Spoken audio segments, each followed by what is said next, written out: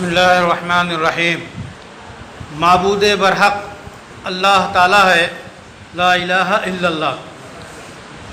دنیا نے نہ جانے کتنے خدا بنا رکھے ہیں، کتنے معبود بنا رکھے ہیں، تو اللہ تعالیٰ کی طرف سے چیلنج ہے۔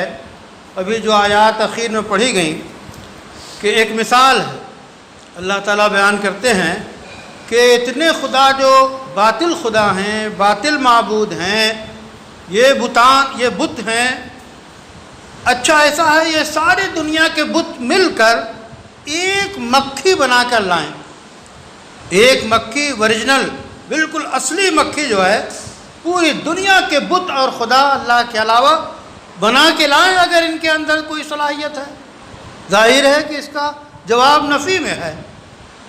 دنیا کی کوئی طاقت بالکل حقیقی مخلوق ایک مچھر یا ایک جو ہے مکھی نہیں بنا سکتی۔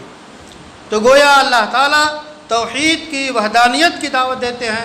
اللہ صرف ایک ہے، وہی معبود برحق ہے، وہی پرستش کے لائق ہے، اسی سے مدد مانگی جائے گی، اسی کی طرف رجوع کیا جائے گا، وہی قادر مطلق ہے، ہر حال میں ہم اسی کی طرف رجوع کرتے ہیں۔ پھر اللہ نے فرمایا ارے ان کا تو یہ حال ہے، ان بتوں کا جن کو لوگ ڈنڈوت کرتے ہیں، پوجتے ہیں، کہ جو حلوے مانڈے چڑھاوے ان کے سامنے رکھ کے آتے ہیں، مکھیاں اگر ان پہ بیٹھ جائیں تو وہ بت جو ہیں اپنے ان حلوے مانڈوں کو ان مکھیوں سے چھین نہیں سکتے۔ مکھیاں لیے چلی جا رہی ہیں، چیونٹیاں لیے چلی جا رہی ہیں، لیکن اتنے لچر ہیں، ان کی کوئی حیثیت نہیں ہے، ان مکھیوں سے اپنا چڑھاوا اور اپنی چیز کو چھین بھی نہیں سکتے۔ یہ ان کی حقیقت ہے۔